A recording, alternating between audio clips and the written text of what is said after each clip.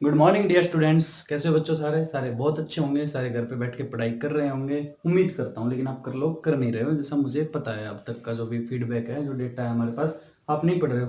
कोई बात नहीं, जैसे ही आपको अकल आएगी आप पढ़ना शुरू करोगे। हमारा काम है पढ़ाना। हम आपको कंटिन्यूसली पढ़ा रहे हैं। बहुत सारे बच्चे पढ़ रहे हैं, बहुत सारे नहीं पढ़ रहे। जो नहीं पढ़ रहे हैं उनका नुकसान हो रहा है, जो पढ़ रहे हैं उनका फायदा हो रहा है। बाकी लॉकडाउन में सब बहुत हो ही रहे हो। साथ में अगर इतना इंटरेस्टिंग टॉपिक क्वांटम मैकेनिक्स आपको पढ़ाया जा रहा हो, देखो कहा गया है कि अगर भगवान से मिलना है तो आप क्वांटम मैकेनिक्स, इसकी हेल्प से आप भगवान तक पहुंच सकते हो। ये वो साइंस की वो ब्रांच है जो आपको सीधे भगवान से मिलाती है। भगवान से मिलाना मतलब ऊपर नहीं पहुंचाना, मतलब आपको भगवान के दर्शन करा सकते हैं कि कौन कहाँ से आया, एग्जिस्टेंस हमारा, हम कहाँ कैसे बने। मिनिमम मतलब एक्चुअल, बहुत रियलिटी के बहुत नज़दीक है ये। सच के बहुत नज़दीक है क्वांटम मैकेनिक्स। हर चीज़ का ये एक्सप्लेन करती है। चलो कोई बात नहीं, जो भी है। बच्चों, मेरा नाम है मनीष कुमार, पढ़ा रहा हूँ आपको केमिस्ट्री क्लास 11th और सेकंड यूनिट एटॉमिक स्ट्रक्चर। और इसमें हमने बहुत सारे लेक्चर पढ़ लिए हैं। आज जो सेकंड लास्ट लेक्चर, इसके बाद खत्म कर रहे हैं। Quantum mechanical treatment of atomic model. ज़्यादातर टीचर्स आपको ये नहीं पढ़ाते हैं लेकिन क्योंकि मेरा थोड़ा सा अलग पैटर्न है, मैं आपको शॉर्टकट में नहीं पढ़ा सकता। लेकिन इसको जितना ज़रूरी है पढ़ाना उतना पढ़ाऊंगा, जो आपको ज़रूर आना चाहिए। बाकी ये एक पूरी ब्रांच है, इसमें आप पूरे पीएचडी कर सकते हो इसके एक टॉपिक के ऊपर। तो इसका कोई फिक्स वो नहीं है कि मुझे सारा ही आपको पढ़ाना है। जितना आपका काम क्या उतना हम आपको पढ़ाएंगे। देखो अब तक हमने क्या पढ़ा था कि बोर एटॉमिक मॉडल था, बोर्स एटॉमिक मॉडल हम सबने बहुत अच्छे से पढ़ा था। ये था दरअसल प्लांक्स थ्योरी के ऊपर भाई। प्लांक्स थ्योरी, मैक्स प्लांक्स थे हमारे, एक साइंटिस्ट हुआ करते थे मैक्स प्लांक्स। मैक्स प्लांक्स उनकी एक थ्योरी थी, लाइट थ्योरी। उन्होंने 1901 में 1901 में मैक्स प्लांक्स ने अपनी एक थ्योरी दी थी, प्लांक्स थ्योरी। उसके हिसाब से उन्होंने जो लाइट है उसको कंसीडर किया था फोटोन की फॉर्म में। किस में कंसीडर किया था? फोटोन की फॉर्म में। और उसके लिए उनको नोबेल प्राइज मिला था। मतलब मैक्स प्लांक्स ने क्वांटम मैकेनिक्स की, क्वांटम मैकेनिक्स का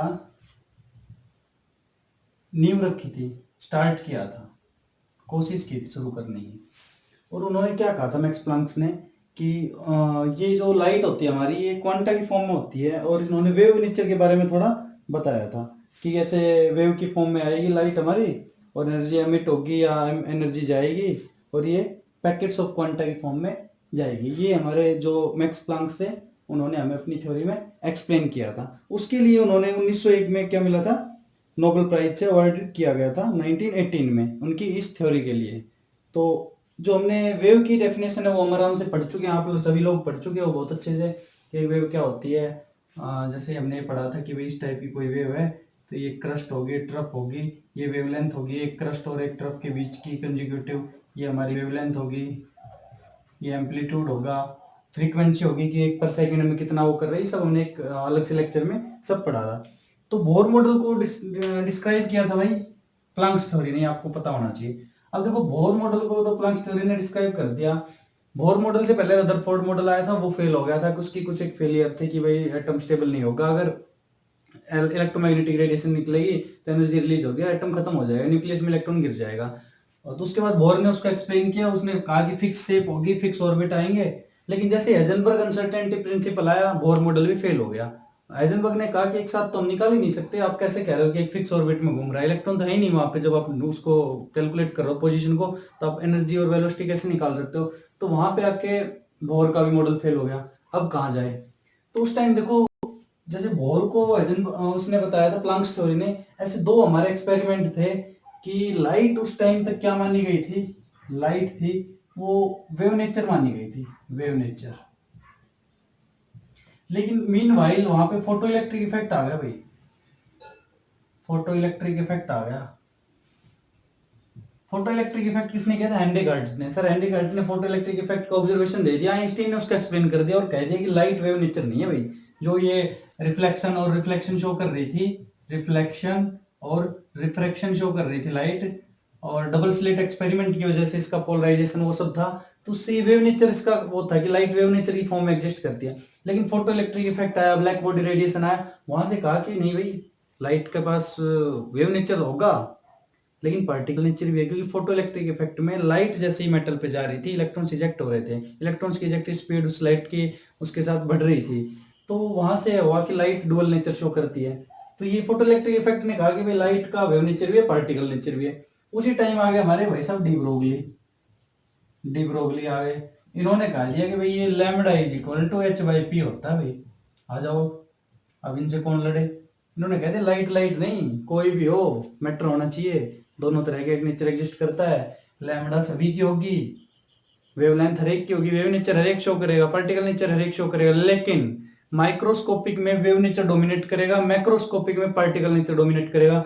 अदरवाइज वेवलेंथ तो हमारी भी है, हम चल रहे हैं तो हमारी वेव एग्जिस्ट होती है, लेकिन हमारे मास, क्योंकि वेवलेंथ पी को हम लिख सकते हैं एम वी, मास की इनवर्सिटी, हमारा मास ज्यादा है तो लैम्बडा कम होगी, बहुत कम होगी, हम नहीं उसको कैलकुलेट करेंगे, सिग्निफिकेंट नहीं होगी। मैंने लास्ट लेक्चर में आपको कैलकुलेट करके दिखाई है।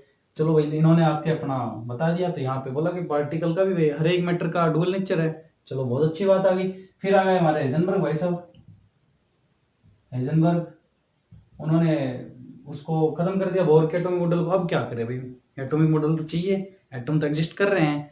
तो अब जो थ्योरी आई देखो, वो आई क्वांटम मैकेनिकल ट्रीटमेंट। अब एटम को तो हमने क्वांटम मैकेनिक्स में ड्राइव करने की कोशिश की।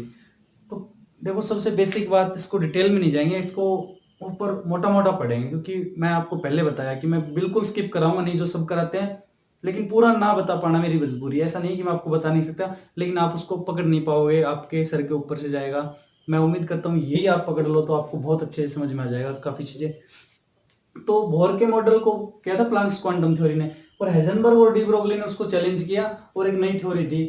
तो पिछले वीडियो में मैंने बताया था दो तरह की मैकेनिक्स हैं। क्लासिकल में हम न्यूटन लॉ पढ़ते थे, न्यूटोनियन फिजिक्स बोलते हैं, मैकेनिक्स बोलते हैं, जिसमें हमारे न्यूटन के लॉ थे, मैक्रोस्कोपिक पार्टिकल्स पे अप्लाई होते थे। लेकिन माइक्रोस्कोपिक के लिए हमारे पास है क्वांटम। तो क्वांटम के लिए जो मेन साइंटिस्ट बोला जाता है, जिसको सारा श्रेय दिया जाता है, श्रोडिंजर नाम उनका, सर इरविन श्रोडिंजर ऐसा कुछ नाम है। तो श्रोडिंजर की इक्वेशन दी उन्होंने। श्रोडिंजर ने कहा कि जो एक एटम होगा, इसमें सेल में जो इलेक्ट्रॉन है ये वेव नेचर में घूम रहा है भाई, ऐसे, और इसकी इलेक्ट्रॉन की पोजीशन, इसकी काइनेटिक एनर्जी, पोटेंशियल एनर्जी, इसकी हर प्रॉपर्टी के लिए श्रोडिंजर ने एक इक्वेशन दे दी कि भाई इस इक्वेशन में इसकी वैल्यू पुट करो, आपको इलेक्ट्रॉन की पूरी कहानी पता चल जाएगी कि इलेक्ट्रॉन की एनर्जी क्या है, इलेक्ट्रॉन कहाँ है, पोजीशन है, मास है, काइनेटिक एनर्जी, पोटेंशियल एनर्जी, जो कुछ भी होता है सब पता चल जाएगा। श्रोडिंजर ने अपनी एक पूरी एक्सप्रेशन दिया अपनी स्टडी के हिसाब से, और उसको बताया कि इसके बाहर इलेक्ट्रॉन का कुछ नहीं है। ये एक ऐसी इक्वेशन है, मैथमेटिकल इक्वेशन, डबल डेरिवेटिव की, कि उसमें आप उसकी वैल्यूज पुट करो और कुछ भी निकालो, उसके लिए ऑपरेटर लगाओ। तो श्रोडिंजर ने अपनी थ्योरी दी।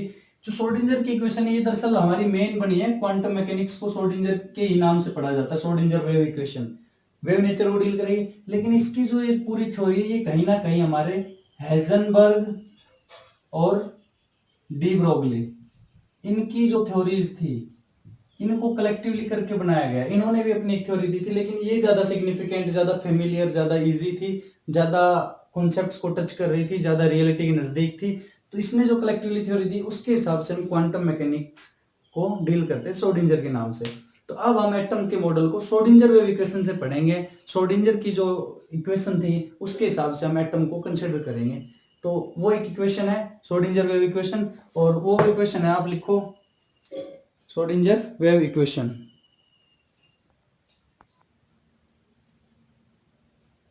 देखो भाई, जो श्रोडिंजर ने जो अपना वेव मैकेनिक्स के हिसाब से इसको एक्सप्लेन करने की कोशिश की, तो उसने इलेक्ट्रॉन को माना कि ये एक वेव नेचर शो करेगा। इलेक्ट्रॉन का हमने मास पढ़ा है, तो उसने कहा कि ये वेव नेचर की तरह होगा, और ये एटम के अंदर इस तरह से होगा एक वेव, ये न्यूक्लियस, और ये वेव की फॉर्म में से एग्जिस्ट कर रहा होगा एटम के अंदर। ठीक है भाई।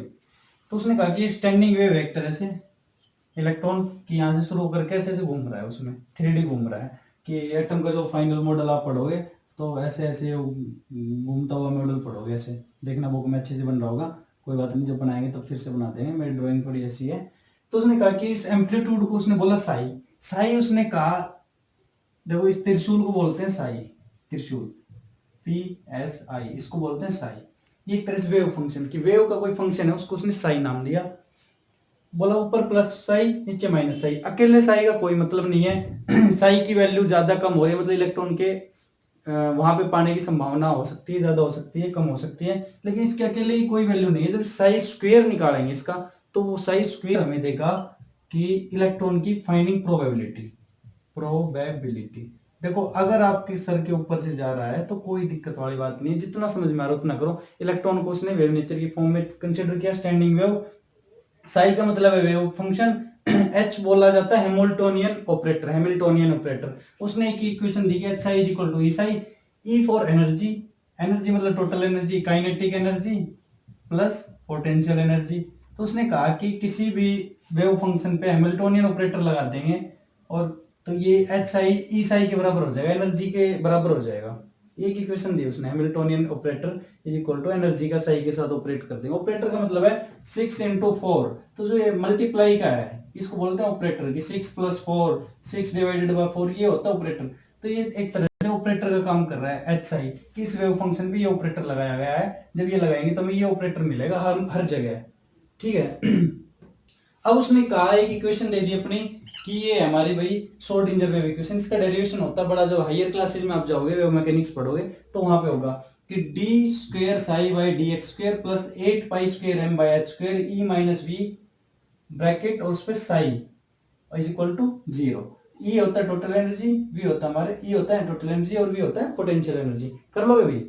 अब ये जो इक्वेशन बनी ये थी Schrodinger wave equation. Schrodinger wave equation ने पूरा जो क्वांटम मैकेनिकल ट्रीटमेंट है उसको बताया कि मॉडल की, अगर इस इक्वेशन के अंदर हम कोई भी फीचर डालेंगे तो इलेक्ट्रॉन की पोजीशन, ये सही हमें इलेक्ट्रॉन की पोजीशन बताएगा, इलेक्ट्रॉन की कहाँ है कैसा है उसके बारे में थोड़ा सा हमें बताएगा। अब इसकी देखो बच्चों, बहुत मैं खुद बता रहा हूँ, थोड़ा सा जितना समझ में आ रहा है उतना समझ लो।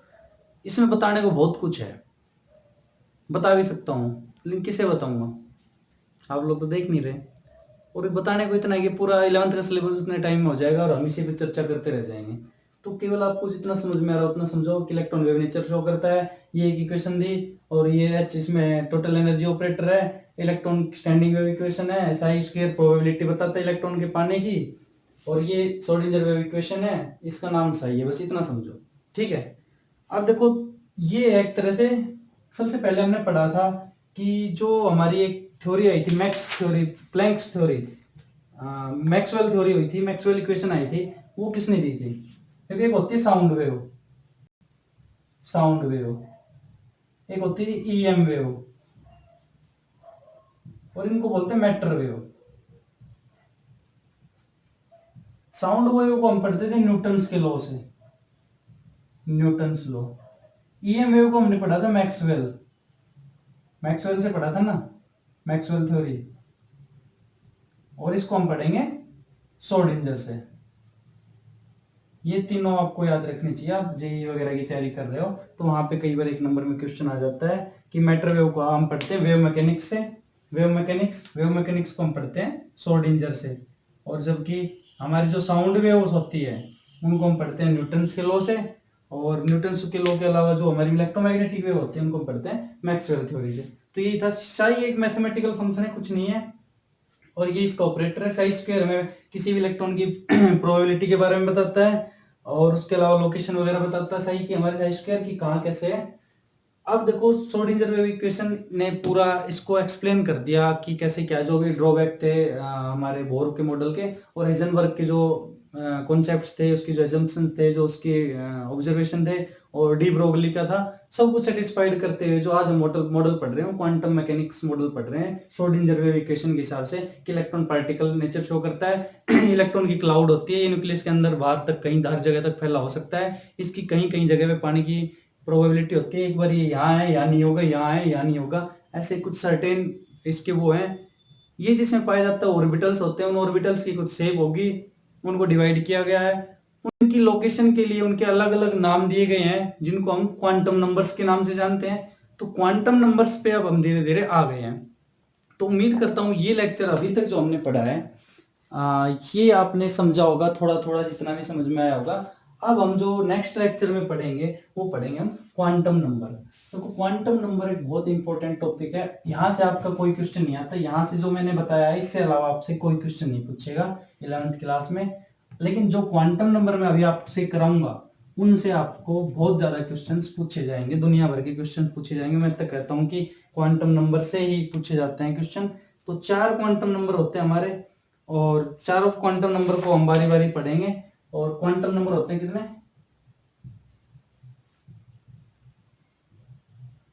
4। कौन से? एन, एल, एम और स्पिन। एन होता है principal quantum number, principal quantum number हो जाएगा भाई।